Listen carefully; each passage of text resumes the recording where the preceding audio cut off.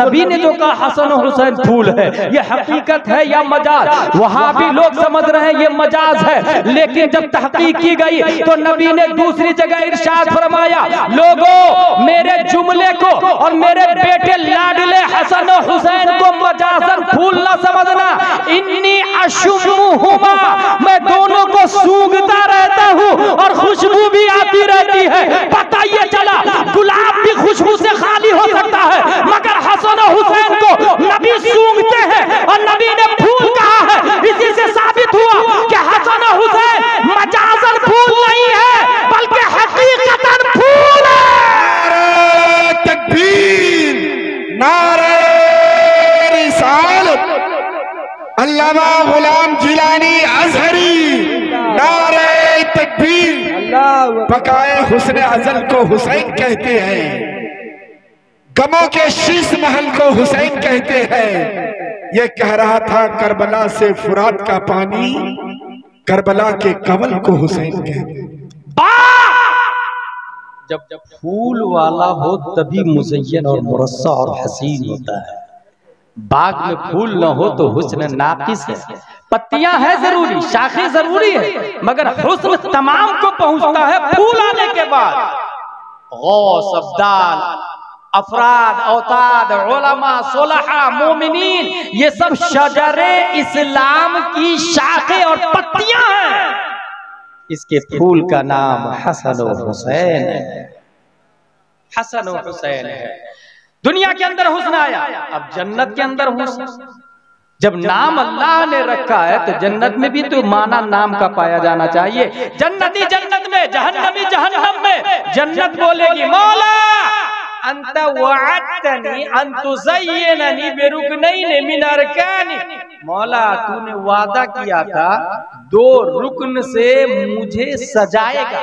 जन्नत बोलती है ए अल्लाह तूने वादा किया 2 रुकन से मुझे मुज़य्यन करेगा, मुझे सवारेगा, मुझे आरास्ता पैरास्ता करेगा। तो वो 2 रुकन कहाँ है? रब ने फरमाया अलम उज़य्यिन के बिल हसन वल हुसैन, उस 2 रुकन का नाम हसन और हुसैन है। दुनिया में भी हुस्न, आखिरत में भी हुस्न।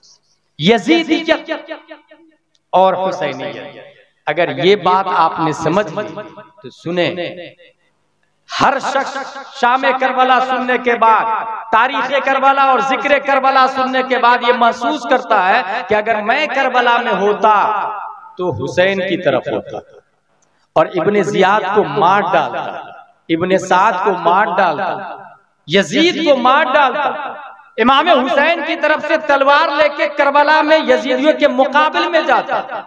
अगर ये बात सच है तो याद रखे यजीदियत जुल्म का नाम है, यजीदियत शराब नोशी का नाम है, यजीदियत जुआबाजी का नाम है, यजीदियत जिना का नाम है, यजीदियत फिस्क का नाम है, यजीदियत फुजूर का नाम है, यजीदियत के कुफ्र पर सबका इत्तेफाक नहीं है।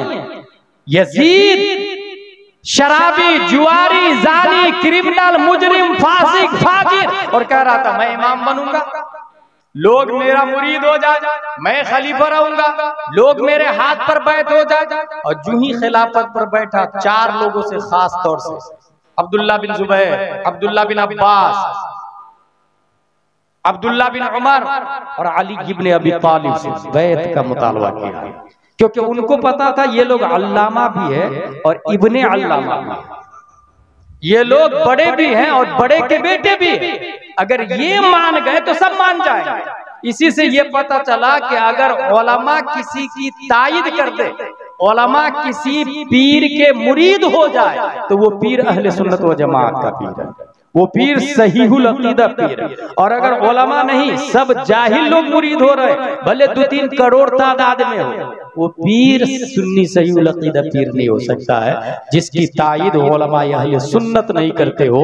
ये तारीख़ करबला से समझ में आता है। यजीद पीर बन गया, खलीफा बना और सबसे पहले उलमा की तायद लेना शुरू कर दिया। उलमा किराम ने मुखालफत कर दी, नौबत बईजा रशीद के करबला का वजूद होता है। तो समझ में आया ये कि शराब नोशी का नाम यजीदियत है। अगर बैरिया में कोई शराब नोशी कर रहा है तो ये यजीदियत है। नमाज छोड़ रहा है तो ये यजीदियत है, अगर कोई गाली दे रहा है तो ये यजीदियत है, अगर कोई माँ बाप को सता रहा है तो ये यजीदियत है, अगर कोई मुसल्ला पे नाहक कब्जा कर रहा है तो ये यजीदियत है, इमाम को नाहक सता के मस्जिद से निकाल रहा है तो ये यजीदियत है। इमाम ने मुहर्रम के खिलाफ मुरव्वजा ताजियादारी के खिलाफ तकरीर की और मुक्तदी ने उसे जेल में डाल दिया तो जेल में डालना यजीदियत है और मुरव्वजा ताजियादारी के खिलाफ बोलना यह हुसैनियत है। बात यही से समझ में आई कि जो इंसान जुल्म के खिलाफ आवाज उठाता है उसे हुसैन कहा जाता है और जो जुल्म में गिरफ्तार होता है उसी को वक्त का यजीद कहा जाता है। फैसला हमारे हाथ में है, हम शराब के खिलाफ है, जुआ के खिलाफ है, ज़िना के खिलाफ है, जुआरी के खिलाफ है, ज़ानी के खिलाफ है, फांसी के खिलाफ है, फाजिर के खिलाफ है, तो यकीनन हमारा शुमार हुसैनियों में होगा, हुसैनियों में। और अगर कोई शराब को प्रमोट करता है, जुआ को प्रमोट करता है, गाली गलूज को प्रमोट करता है, फिस्को फजूर को प्रमोट करता है, गाना बाजे को प्रमोट करता है, ढोल ताशे को प्रमोट करता है, दुलदुल सवारी बनाता है, ताजिया में बुर्राक लगाता है, तो वो ये वक्त का यजीद है, उसका काम यजीदियत है। अगर रब ने तौफीक दी है तो आज भी मैदान करबला है, आज भी हुसैन है, आज भी यजीद है। हमें जब भी वक्त का यजीद नजर आए, गुलाम हुसैन का सबूत देते हुए जुल्म के सामने खड़े हो जाए, आज भी इस्लाम जिंदा होगा और तारीख करबला लौटाई जाएगी। नारे तकबीर, नारे रिसालत। अभी हाल ही में पता चला कि हजरत ने मुरव्वजा ताजियादारी के खिलाफ बोला तो पब्लिक ने जेल में डलवा दिया, FIR करवा दिया। माज़ल्लाह रब्बिल आलमीन। जिसने FIR करवाया ना वो इब्ने जियाद की औलाद, वो यजीद की औलाद, वो इब्ने साद की औलाद, वो शिमर जिलजौशन की औलाद, वो खोली की औलाद। हराम हराम होता है। आज भी अगर कोई हराम के खिलाफ बोलता है उसे वक्त का हुसैन कहा जाता है, वक्त का हुसैन। इमाम हुसैन मैदान करबला में है। मुहर्रम की 10 तारीख है। तौहीद और रिसालत के शहदाइयों, तारीख करबला में, बल्कि तारीखुल खुलफा में अल्लामा जलालुद्दीन सुयूती ने एक बात कोट किया है और वो बात ये है कि हुजूर इमाम हुसैन का सर गवर्नर हाउस में इब्ने जियाद के पास था। ठीक 6 साल के बाद इब्ने जियाद का सर उसी गवर्नर हाउस में मुख्तार बिन उबैद सक़फ़ी के पास था और चंद सालों बाद मुख्तार बिन उबैद सक़फ़ी का सर उसी गवर्नर हाउस में मुसअब बिन जुबैर के पास था और चंद सालों बाद मुसअब बिन जुबैर का सर उसी गवर्नर हाउस में अब्दुल मलिक बिन मरवान के सामने था। किसी ने कहा उसे अब्दुल मलिक से कि ये तारीख है इस गवर्नर हाउस की, उसने मनहूस समझ के छोड़ दिया, दारुल खिलाफा ही बदल लिया उसने। कमा तदीनु तुदान। जिन लोगों ने करबला में इमाम हुसैन को कत्ल किया वो एंजॉय कर रहे थे, लाल है, खुशी, हम जीत गए, हम जीत गए। मगर तारीख में आया है कि 1,40,000 लोग करबला के बाद मारे गए थे। 1,40,000 लोगों पर अजाब आया। सवाल यह है कि करबला में हुसैन के मुकाबले में 22,000 लोग थे, मगर 1,40,000 पे अजाब क्यों आया भाई साहब? 1,40,000 पे 22,000 को मर जाना चाहिए ना, मगर 1,40,000 पे अजाब क्यों आया? उसका जवाब यह है कि ये जो बाकी लोग हैं ना, इनको पता था कि इमाम हुसैन मारे जा रहे हैं और ये लोग घर में बैठ के एंजॉय कर रहे थे। इन सब को पता था और तमाशा देख रहे थे। बैरिया में ऐसा तो नहीं हो रहा कि बाजू में जुल्म हो रहा है और हम घर में दरवाजा लगा के एंजॉय कर रहे हैं। अगर बाजू में जुल्म हो रहा है तो अगली बारी हमारी है, अजाब से हम भी नहीं बच सकते। करबला में हुसैन के मुकाबले में सिर्फ 22,000 लोग गए थे, मगर मारे गए थे 1,40,000। अजाब आया था 1,40,000 पर, मुख्तलिफ शक्लों में अजाब आया था और सबसे बड़ा इंतकाम मुख्तार बिन उबैद सक़फ़ी ने लिया। चुन चुन के करबला में शरीक होने वाले इमाम हुसैन के खिलाफ जो लोग थे उसकी गर्दनें काटी है। एक दिन बैठा हुआ था, अपने साथियों से कहता है, कल मैं एक ऐसे आदमी को मारूंगा कि तमाम मोमिनीन भी खुश हो जाएंगे और फरिश्ते भी खुश हो जाएंगे। वहां एक आदमी बैठा हुआ था, वो समझ गया इब्ने साद का नंबर आने वाला है। जाके इब्ने साद को बोला, बेटा अलर्ट हो जा, तेरा नंबर आने वाला है। उसने कहा मुख्तार बिन उबैद सक़फ़ी से मेरी अच्छी बनती है, मुझे कुछ नहीं करेगा। सुबह का सूरज निकलता है, मुख्तार बिन उबैद सक़फ़ी ने कहा बुला इब्ने साद को। लोग गए इब्ने साद के पास बुलाने के लिए। उसने अपने बेटे को भेज दिया, हफ्स का जा बोल देना मेरा बाप खलवत नशी हो गया है। खलवत नशी समझते आप? दुनिया का टेंशन छोड़ के घर के अंदर रहना, अल्लाह अल्लाह अल्लाह अल्लाह अल्लाह अल्लाह अल्लाह करना, इबादत करना, रियाजत करना, बाहर नहीं निकलना। बाहर निकलेंगे तो गुनाह होता है, इसलिए अंदर ही पैक रहना। इसको कहते हैं खलवत नशीनी, तन्हाई में रहना। बेटा गया, मुख्तार बिन उबैद ने पूछा तेरा बाप कहाँ है? का वो खलवत नशी हो गए। अच्छा, करबला जाते समय खलवत नशीनी याद नहीं आई थी? इमाम हुसैन को कत्ल करते समय खलवत याद नहीं आई थी? रोक, यहीं रोक दो, दूसरी जमात को भेजा जाए, इसके बाप को लेके उठा के।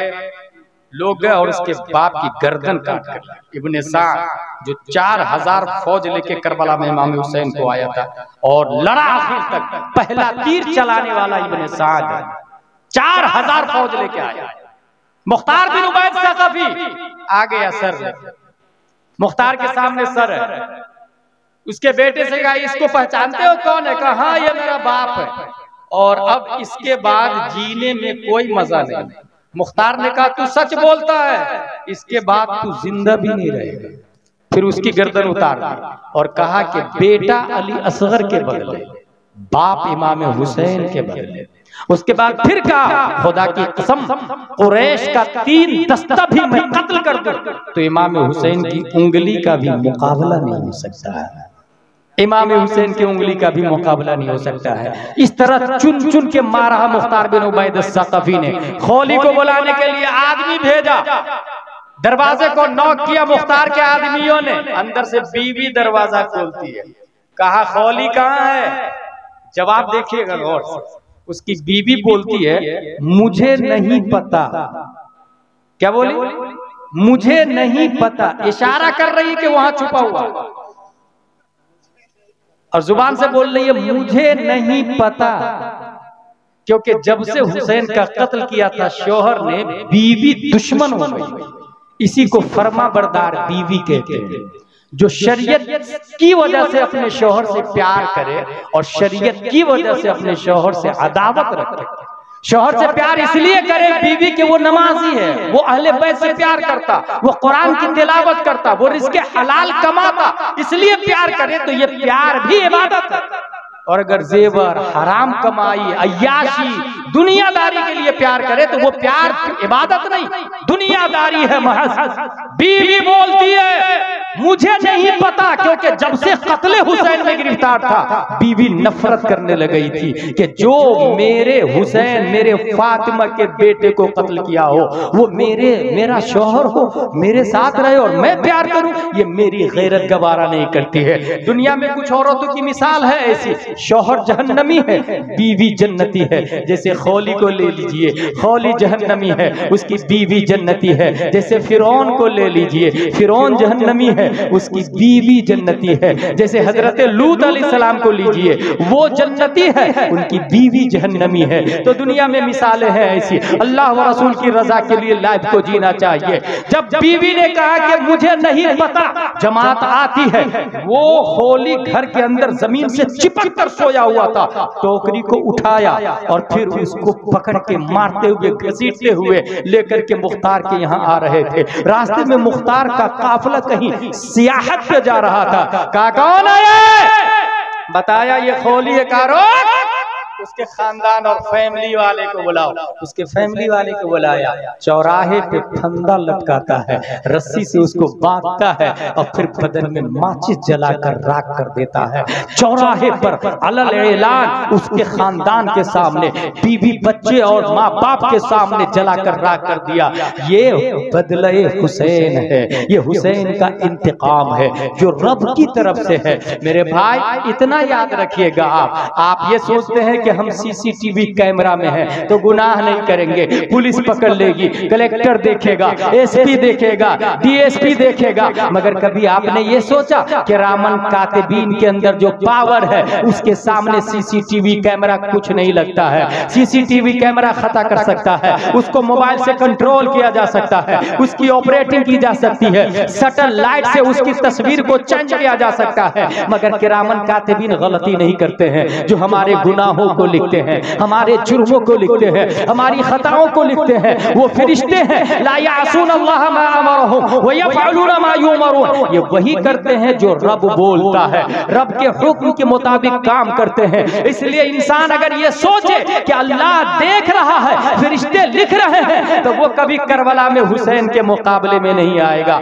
वो कभी हराम करने पर नहीं उतरेगा, मगर इंसान इससे बेखबर हो जाता है। कुरान में आया कमा तदीनो तुदान, टीट फोट जैसी करनी वैसी भरनी, न तरसदा के बरुफ्ताद गा न बख्शायत, कर जपाए दरायत कस नगीरत दस। जो दूसरों पे रहम नहीं करता उस पे रहम नहीं किया जाता है। जो दूसरे को गड्ढे में गिराता है, जब वो गिरता है तो उससे कोई उठाने वाला नहीं होता है। जो दूसरे के लिए कुआं खोदता है, जब वो गिरता है तो कोई रस्सी फेंक के खींचने वाला नहीं होता है। कभी भी इस फिक्र से गाफिल मत होइएगा। यजीदी लोग 22,000 लश्करे जर्रार को लेकर मैदान करबला में इमाम हुसैन के मुकाबले में आ गए और वो सोच रहे थे कि हमने हुसैन को कत्ल कर दिया और हम जीत गए, मगर वो नाहंजार गाफिल थे इस बात से कि कुरान मुकद्दस में एक लफ्ज है इन्नल्लाहा मअस-साबिरीन। वो समझ रहे थे कि मैं कलमा पढ़ता हूँ, अल्लाह हमारे साथ है, मैं रोजा रखता हूँ, अल्लाह हमारे साथ है, मैं हज बैतुल्लाह करता हूँ,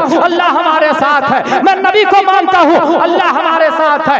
22,000 यजीदी ये सोच रहे थे मैं इस्लाम को मानता हूँ, अल्लाह हमारे साथ है, लेकिन कुरान ने कहा इन्नल्लाहा मअस-साबिरीन, मैं यजीदियों के साथ नहीं सब्र और तहम्मुल वाले के साथ हूँ। और करबला की तारीख में बताया सब्र और तहम्मुल का पहाड़ इमाम हुसैन है, सब्र और तहम्मुल का पैकर अली असगर है, सब्र और तहम्मुल का मुजस्सम हजरत ज़ैनुल आबिदीन है। तो माइयत इलाही इमाम हुसैन को हासिल है। इसी माइयत इलाही ने इमाम हुसैन को सिर्फ जिंदा नहीं रखा, बल्कि कलंदर लाहौरी ने सजदे हुसैन को देखा है तो अपने आप से कहा है लिख, हो सके तो लाइए दोनों जहां मीजान में, हो सके तो लाइए दोनों जहां मीजान में। तराजू के दो पल्ले हैं, एक पल्ले में पूरी दुनिया की जमीनों आसमान सितारे अश्जार अबहार अकबार अनहार रिजाल निसाब बना तमाम शय को रख दे, और दूसरे पल्ले में इमाम हुसैन का आखिरी सजदा रख दे।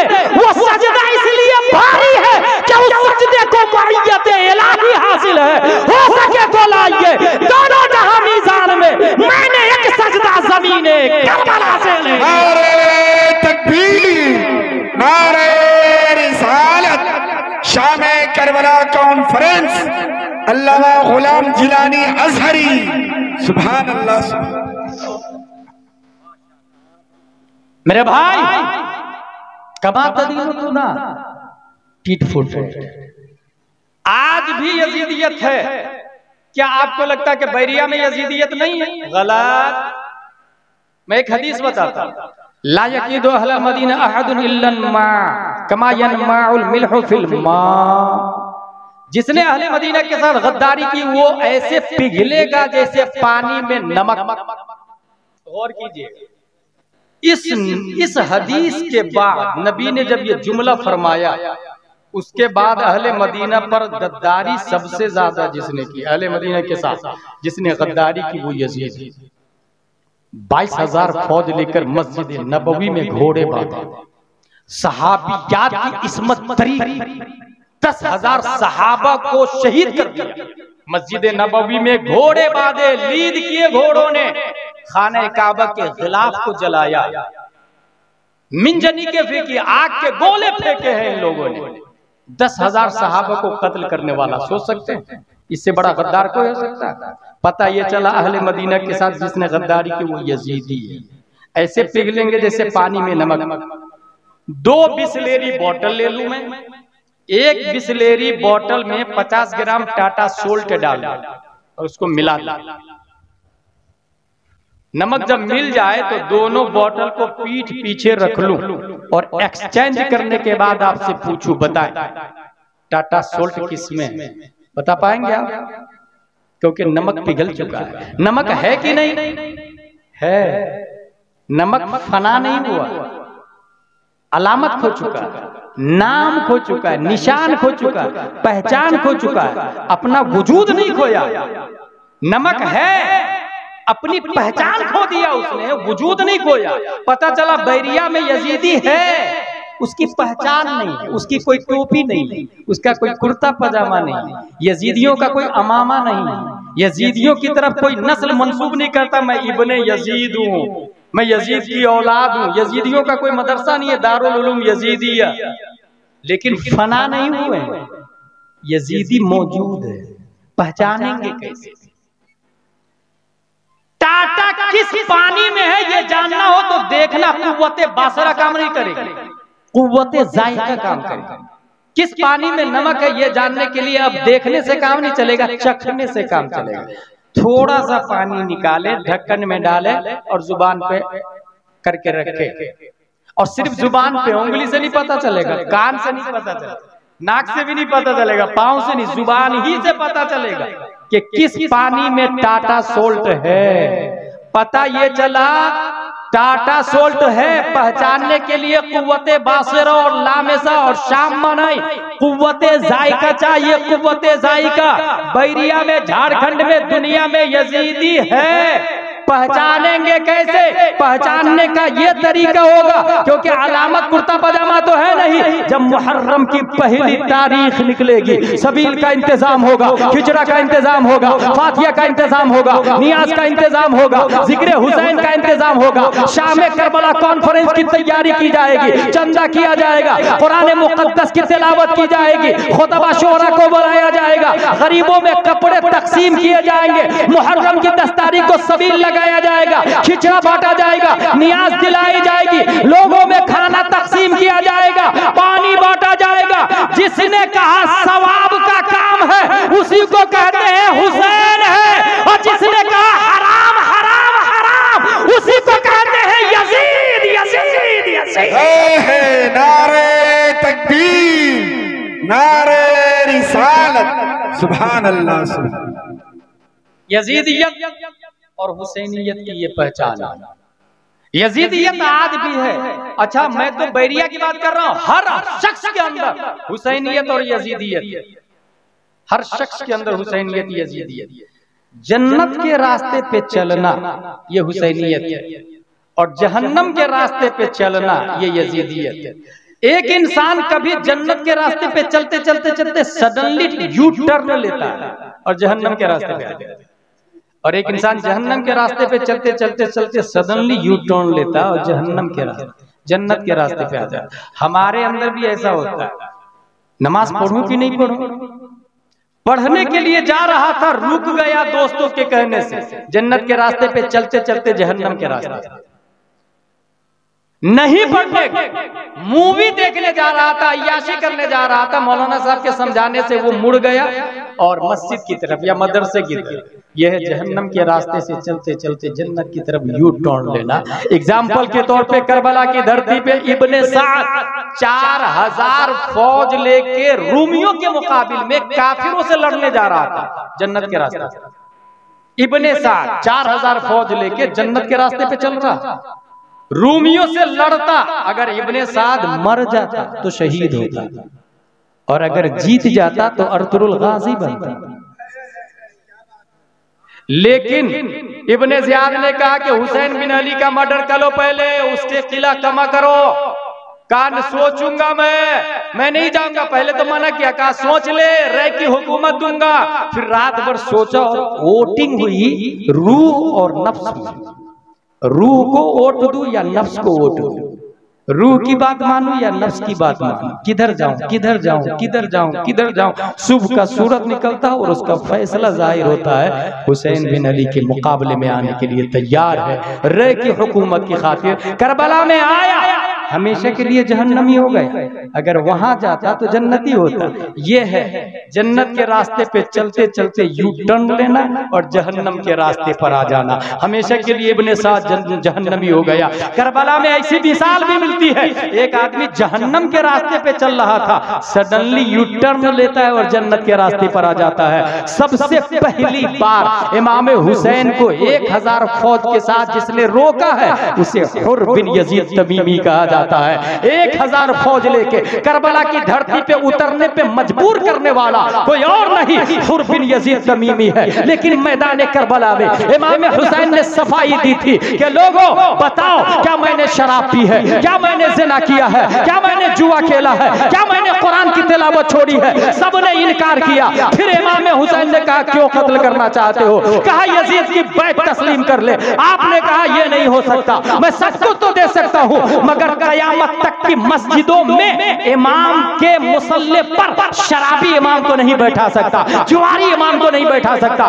जानी इमाम को नहीं बैठा सकता। क्योंकि इमाम हुसैन जानते थे अगर आज मैं यजीद के हाथ पर बैत कर दूं तो कयामत तक लोग शराबी और जुआरी के हाथ में बैत करेंगे और दलील में इमाम हुसैन को पेश करेंगे कि इमाम हुसैन ने भी तो बैत की थी शराबी के हाथ पर, इसलिए मैं भी शराबी को पीर बनाऊंगा, शराबी को खलीफा बनाऊंगा। इमाम हुसैन कयामत तक की मस्जिदों का मुसल्ला बचाया है, कुरान की तिलावत बचा दी है, हज बैतुल्लाह की आजमत और हुर्मत बचाई है। आपने फिर कहा सुनो मेरा 3 ऑप्शन है, या तो सीधा मुझे यजीद के पास ले चलो, मैं अपने भाई हसन जिस तरह उन्होंने अमीर मुआविया से डीलिंग की थी मैं भी डील कर लूंगा, या फिर जहां से आया हूं वहीं जाने दो, या किसी सरहदी इलाके पर छोड़ दो, मैं अपनी जिंदगी गुजार लूंगा। यजीदियों ने कोई शर्त नहीं मानी। तब हुर बिन यजीद तमीमी ने कहा लोगों इमाम हुसैन की कोई शर्त तुम्हें मंजूर नहीं? कहा नहीं मंजूर है। तब हुर बिन यजीद तमीमी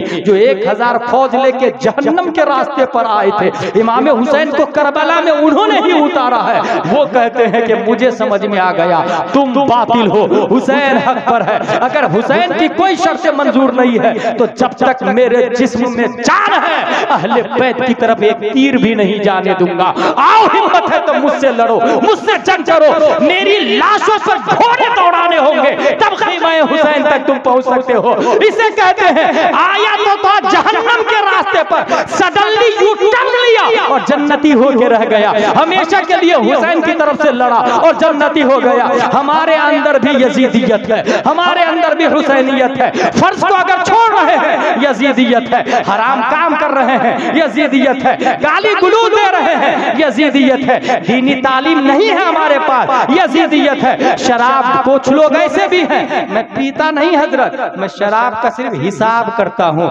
ये भी हराम है भाई साहब। शराब की बोतल बेचना ये भी हराम है भाई साहब। शराब की बोतल को भंगार में खरीदना ये भी यजीदियत है भाई साहब, यजीदियत है। इसलिए पहचाने हुसैनियत को। इमाम हुसैन रज़ियल्लाहु ताला अन्हु ने करबला की धरती पर आखिरी सजदा करके हम सबको अपना एक तरीका बताया है, एक सिस्टम बताया है, एक निसाब बताया है। और आज ही हुसैन के नाम पर 2 हिस्सों में लोग डिवाइड है।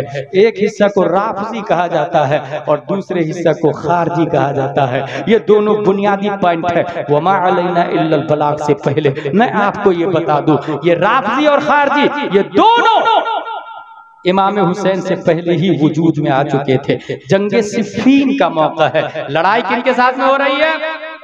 हजरत अली और अमीर मुआविया के साथ जंग हो रही है। दोनों ने हकम मुतय्यन किया। हकम किसको कहते हैं? मेरी तरफ से आप जो फैसला कर दे मुझे मंजूर। अमीर मुआविया ने कहा मेरी तरफ से आप जो फैसला कर दे मुझे मंजूर। ये दोनों ने हकम तैयार कर लिया। उसी वक्त एक ग्रुप ऐसा आया, उसने कहा हजरत अली ने गलत किया, हाकिम तो अल्लाह है, फिर इन्होंने गैरुल्लाह को हकम कैसे बनाया? इसलिए हजरत अली काफिर हो गए माज़ल्लाहि रब्बिल आलमीन। उसे खारजी कहा जाता है, खारजी कहा जाता है। वहीं एक ग्रुप राफजी बना कि कोई भी हाल हो मैं तो हजरत अली को मानूं, वो सबसे बड़े हैं और नबी के बाद न अबू बकर न उमर न उस्मान, डायरेक्ट हजरत अली। उसे राफजी कहा जाता है। मजीद और कुफ्र किया उन लोगों ने जो हुदूसुल फितन किताबों में पूरी तरह मरकूम है तफसील के साथ में। मेरे भाई खारजी 1000, 2000, 3000, 6000 खारजी लोग हजरत अली से जंग करने के लिए तैयार। 6000 खारजी लोग। वहीं पर एक बहुत बड़े आलिम साहब मौजूद थे। उस आलिम साहब का नाम है हजरत इब्ने अब्बास रज़ियल्लाहु ताला अन्हु। हजरत इब्ने अब्बास रज़ियल्लाहु ताला अन्हु कहते हैं हजरत अली रज़ियल्लाहु ताला अन्हु से, हुजूर मुझे पहले जाकर बात करने की इजाजत दे दीजिए, मैं समझाऊंगा, समझ में आ जाए तो ठीक है, वरना जंग तो करना ही है। हजरत अली ने इजाजत दे दी। हजरत इब्ने अब्बास रज़ियल्लाहु ताला अन्हु गए खारजियों से मुनाजरा करने, बहस करने के लिए, खारजियों को समझाने के लिए। इब्ने अब्बास याद रखिएगा बहुत बड़े मुफस्सिर कुरान और आलिम दीन का नाम है इब्ने अब्बास। हजरत इब्ने अब्बास पहुंचते 6000 खारजी सामने। तुम लोगों का क्या एतराज है? का हमारे 3 एतराज है हजरत अली पर।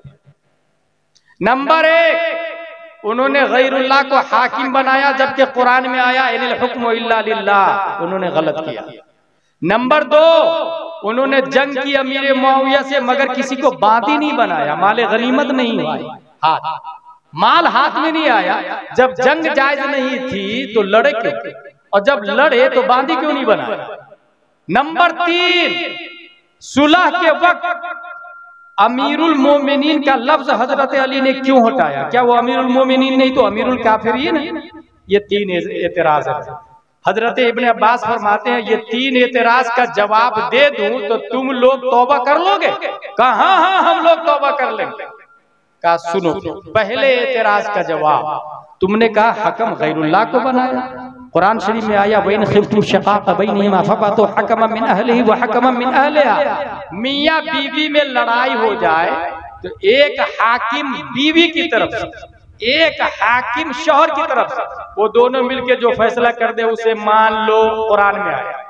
तो जब कुरान मियां बीवी की लड़ाई में बोल रहा है हाकिम गैरुल्लाह को बनाओ, हजरत अली ने 2 मुसलमान जमातों के दरमियान मुसालहत के लिए गैरुल्लाह को हाकिम बनाया, सही किया या गलत? खारजियों ने कहा सही किया हजरत। एक एतराज खत्म हो गया।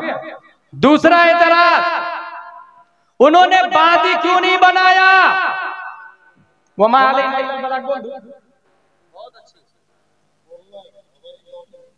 दूसरा एतराज, हजरत अली ने जंग लड़के बादी क्यों नहीं बनाया? इब्ने अब्बास का जवाब सुने, और ये जवाब मैं आप लोग को इसलिए बता रहा हूं कि यहाँ पर जितने लोग बैठे हैं सब सुन्नी सही अकीदा है, मुझे यकीन है, और अल्लाह के वली जिंदा है। कुरान में कहाँ लिखा है ये आप में से एक आदमी भी नहीं बता पाएगा। नबी जिंदा है इसकी क्या दलील है, एक आदमी भी नहीं बता पाएगा। क्योंकि तकरीरों का मिजाज, जलसों का मिजाज, दीन से दूरी का मिजाज ही कुछ ऐसा बना। वो मस्जिद में भी उस वक्त जाता है जब जुमा की तकरीर खत्म हो जाती है, जबकि मुझसे अच्छे खतीब मस्जिद के इमाम साहब होते हैं, हर जुमा नई तकरीर करते हैं, और हर जुमा नई तकरीर आधा घंटा करके 4-5 मसले तो यूं ही बयान कर देते हैं। अगर कोई इंसान जुमा में तकरीर से पहले जाए, एक जुमा 4 मसले सीखा, महीने में 4 जुमे, 4 को 4 से इंटू करे, 16 मसले हुए। एक साल में कितने मसले का अल्लामा बन जाएगा? मरने से पहले हजारों मसले का आलिम तो बना, मगर वो तकरीर के बाद में जाता है, इसलिए जाहिल का जाहिल ही रहता है। अहले हदीस इसलिए स्पीड से आगे बढ़ रहे हैं, हमारे पढ़े लिखे लोग उधर इसलिए जा रहे हैं कि वो लॉजिकली बातें करें। हम अगर इल्मी बातें करते हैं, दलील देते हैं, तो ये दाएं बाएं बातें करना शुरू कर देते हैं। इसलिए बुनियादी बात सुनिए, खारजी किसको कहते हैं, राफजी किसको कहा जाता है? खारजियों ने कहा कि हजरत अली ने जंग की तो बादी क्यों नहीं बनाया? बादी, हजरत इब्ने अब्बास जवाब देते हैं कि ये बताओ तुम लोग अपनी माँ को बादी बनाओगे? कहा नहीं, माँ को नहीं बादी बनाएंगे, क्योंकि बादी के साथ सोहबत भी जायज। माँ को बादी बनाओगे और बादी जैसा सुलूक करोगे? कहा नहीं। कहा बताओ, अमीर मुआविया की तरफ से हजरत आयशा सिद्दीका रज़ियल्लाहु अन्हा तमाम मोमिनों की माँ है कि नहीं? जब हजरत आयशा तमाम मोमिनों की माँ है तो बताओ तुम अपनी माँ को बादी बनाओ? और खबरदार, माँ होने का इनकार मत करना वरना काफिर हो जाओ, क्योंकि हजरत आयशा तमाम मोमिनों की माँ है। कुरान में आया अन्नबिय्यु औला बिल मुमिनीना मिन अनफुसिहिम व अज़वाजुहु उम्महातुहुम। नबी की बीवियां तमाम मोमिनों की माँ है, तो कोई माँ को बादी नहीं बनाएगा। बताओ हजरत अली ने सही किया या गलत? खारजियों ने कहा सही किया। तीसरे एतराज का जवाब, अमीरुल मोमिनीन का लफ्ज क्यों हटा दिया? क्या वो अमीरुल काफिरीन है? हजरत इब्ने अब्बास जवाब देते हैं, सुलह हुदैबिया के मौके पर जब सुलहनामा तैयार किया जा रहा था और नबी ने फरमाया ये सुलह मुहम्मदुर रसूलुल्लाह की तरफ से है, तो अबू सुफियान की टीम ने कहा था रसूलुल्लाह को काटिए, मैं रसूलुल्लाह मानता ही नहीं हूँ, क्योंकि अगर मैं अल्लाह का रसूल मानता तो लड़ने की नौबत थोड़ी आती, सुलह की नौबत थोड़ी आती, इसलिए रसूलुल्लाह को काटे। मोहम्मद बिन अब्दुल्लाह लिखे, प्यारे मुस्तफा कहते मौला तू जानता है मैं तेरा रसूल हूँ। फिर रसूल फरमाते हैं हजरत अली से रसूलुल्लाह को काट दो और मोहम्मद बिन अब्दुल्लाह की तरफ से सुलहनामा ऐसा करके लिखो।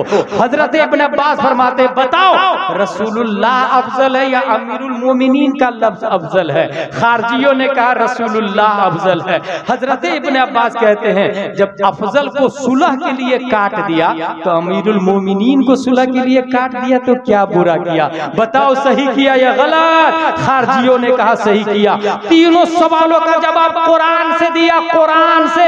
अगर आज हमारे पास कुरान की दलील होती तो बैरिया में सुलह कुल्लियत नहीं बढ़ती, वहाबियत नहीं बढ़ती, यजीदियत नहीं बढ़ती, देवबंदियत नहीं बढ़ती, मोदियत नहीं बढ़ती, योगियत नहीं बढ़ती। अगर आज हमारे पास कुरान और हदीस के दलाइल होते हर शख्स इस्लाम की हिफाजत करता। कोई बोलता है दुनिया का पहला आदमी शंकर है, पहली औरत पार्वती है, हमें पता ही नहीं कि पहला आदमी कौन है, पहली औरत कौन है। हमारे पास कोई जवाब नहीं है। हमारे पास जवाब होता तो हम ये बोलते दुनिया का पहले इंसान हजरत आदम अलैहिस्सलाम है और पहली खातून का नाम हजरत हव्वा रज़ियल्लाहु ताला अन्हा है। तौहीद और रिसालत के शहदाइयों, कुरान के दलाइल से हजरत इब्ने अब्बास ने जब बात की, मुकालमा और मुनाजरा किया तो 6000 में से 2000 खारजियों ने हैंड टू हैंड तौबा किया अपने गुनाहों से और कहा कि मैं हजरत अली को अमीरुल मोमिनीन मानता हूँ, उनको अपना खलीफा मानता हूँ,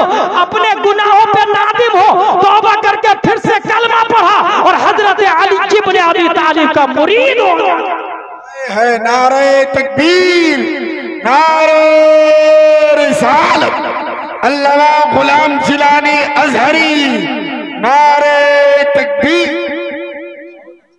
मेरे भाई इब्ने अब्बास रज़ियल्लाहु ताला अन्हु ने खारजियत से लोगों को बात किया। राफजी इस वक्त हिंदुस्तान में बहुत ज्यादा फैल रहा है और वो भी सैयद के नाम पर। कौन कब किधर डैमेज कर देगा उसे पता ही नहीं। इसलिए याद रहे एक जुमला, अहले बैत और सैयदों से मोहब्बत करे, राफजियों से मोहब्बत नहीं करे। अहले सुन्नत व जमाअत राफजियों का दुश्मन है, दुश्मन।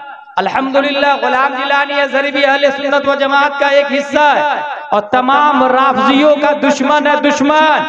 क्योंकि फतावा रज़विया में 50 से ज्यादा वजहों की बुनियाद पर आला हजरत रज़ियल्लाहु ताला अन्हु ने अकाबिरीन तुरास की किताबों से कुफ्र का फतवा लगाया, कुफ्र का। इसलिए हो सकता है कामरान चिश्ती, गुलाम सरवर और हिंदुस्तान का कोई अजमेर का राफजी या कहीं और का राफजी आपको ये कहे कि हम लोग आका हुसैन के मानने वाले हैं, मसला के आला हजरत छोड़ दो, सलातो सलाम पढ़ना छोड़ दो, तादु शरिया को छोड़ दो, तो उसे बता दीजिएगा कि इस्लाम अहले सुन्नत व जमाअत का नाम है, राफजियत का नाम नहीं है। वो हो सकता है ये बोले कि हम कैसे गलत हो सकते हैं, हम तो अजमेर शरीफ में रहते हैं, ख्वाजा की नगरी में पैदा हुए हैं, हम गलत कैसे हो सकते हैं? तो उसे जवाब दे दीजिएगा, ये जवाब नोट कर ले। उसे कहिएगा सुनो, अबू जहल मक्के में पैदा हुआ जहन्नमी है, उतबा मक्के में पैदा हुआ जहन्नमी है, शीबा मक्के में पैदा हुआ जहन्नमी है। पता ये चला जन्नती होने के लिए ईमान चाहिए, ईमान। अगर ईमान नहीं है तो इंसान जहन्नमी हो जाता है। ये राफजी लोग अमीर मुआविया रज़ियल्लाहु ताला अन्हु को गाली देते हैं। हजरत अमीर मुआविया सहाबी रसूल है, सहाबी रसूल। कुरान शरीफ को लिखने वाले 14 सहाबा किराम है। 14 सहाबा किराम में एक सहाबी का नाम हजरत अमीर मुआविया है। हजरत अमीर मुआविया कातिब वही इलाही है। हजरत अमीर मुआविया तमाम मोमिनों के मामू है, मामू। इसलिए अमीर मुआविया को जो गाली देता है, लानतान और जहन्नम जहन्नमी कहता है वो राफजी है, वो इमाम हुसैन का गद्दार है, वो अहले सुन्नत व जमात का गद्दार है, क्योंकि अमीर मुआविया ने कुरान लिखा है। जो शख्स अमीर मुआविया को नहीं मानता, मैं उनसे कहूंगा दूसरा सूरह बकरा ला के पढ़ो, दूसरी सूरह यासीन पढ़ो, कहीं और से सूरह नास तलाश कर के लाओ, क्योंकि अमीर मुआविया ने न जाने कौन सी आयत लिखी होगी। हम तो अमीर मुआविया को जन्नती मानते हैं और तुम जहन्नमी मानते हो, तो कुरान कैसे पढ़ोगे? वो कुरान जिसको अमीर मुआविया रज़ियल्लाहु ताला अन्हु ने लिखा है। इसी से साबित होता है अहले सुन्नत व जमात उसे कहा जाता है जो अमीर मुआविया को भी मानता है, तमाम सहाबा को मानता है, अहले बैत को मानता है, अहले बैत को। हाँ हाँ, इमाम हसन ने अमीर मुआविया से मुसालहत की। हम अमीर मुआविया से गद्दारी नहीं कर सकते, और इमाम हुसैन ने यजीद से जंग की, हम यजीदियों से कभी हाथ नहीं मिला सकते हैं। यह है करबलाए हुसैन का फलसफा, यह है अहले बैत का फलसफा, यह है हक व बातिल की जंग का फलसफा। इसलिए तौहीद और रिसालत के शहदाइयों, आज नहीं कयामत तक हमारे सामने जब भी कोई नई बात आए, अपने इमाम साहब के दामन को मजबूती से पकड़े रहिएगा, क्योंकि मसलक आला हजरत क्या है ये इमाम साहब आपको बताएंगे, और मसलक आला हजरत ही में नजात है।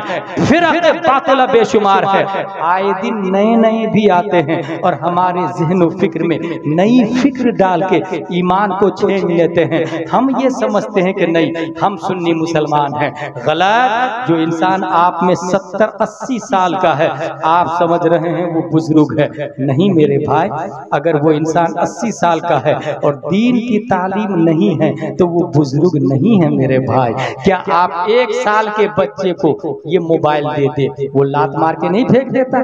क्यों फेंक देता है? He can't understand value of mobile. उसके सामने अंगार रख दे, आग रख दे, चिंगारी रख दे, वो हाथ से पकड़ के मुंह में डालने की कोशिश करता है, हाथ मुंह सब जला लेता है 1 साल का बच्चा। Why? Because he can't understand dangerous of fire. वो आग की तबाही को नहीं जानता है, वो आग की हिलाकत को नहीं जानता है, नतीजतन उसको पकड़ लेता है। लेकिन वही बच्चा जब 60 साल का हो जाता तो मोबाइल को भी नहीं फेंकता है और सोने को तिजोरी में बंद करके चाबी अपने पास में रखता है। ये शऊर क्यों आया? क्या उम्र बढ़ गई इसलिए, या इल्म आ गया इसलिए? अगर आप कहेंगे उम्र बढ़ गई इसलिए तो गलत जवाब है। इसे क्रॉस का निशान लगा के डस्टबिन में डाल दे, क्योंकि उम्र बढ़ने से अगर नॉलेज आता तो जो बच्चा आज यहाँ पैदा हुआ उसे बंदरों में जाके छोड़ के आ जाए, वो इंसान की बोली नहीं बोलेगा, वो बंदर की बोली बोलेगा, वो सिक्का को नहीं पहचानेगा, वो नोट को नहीं पहचानेगा। पता चला उम्र बढ़ने से इल्म नहीं आता है। तो बैरिया में जो 60-70 साल का आदमी है वो बुजुर्ग नहीं है, वो दूध पीता बच्चा है इस्लाम की नजर में। अगर वो दूध पीना छोड़ना चाहता है तो तामीरी अदब पढ़े, अपने उलमा से राब्ता करके अनवार शरीयत पढ़े, कुरान शरीफ पढ़े, अरबी के साथ में उर्दू भी पढ़े। अब जब अरबी उर्दू आ गई, अब वो दूध छोड़ा, अनवार शरीयत पढ़ने लगा, अब वो बालिग हुआ, बहार शरीयत पढ़ा, अब वो नौजवान बड़ा हुआ। जब फतावा रज़मिया पढ़ने लग गया, अब उसे बुजुर्ग कहा जाता है। बुजुर्ग ऐसा इंसान अगर उसके सामने कोई ईमान का डाकू और लुटेरा आता है तो जान तो दे सकता है मगर ईमान नहीं देगा, उसी को बैरिया का हुसैन कहा जाएगा, भारत का हुसैन कहा जाएगा। The word Islam is derived from the Arabic root salima, which means among other things peace, purity, submission and obedience. In the religion sense, the word Islam means submission to the will of Allah and obey His law.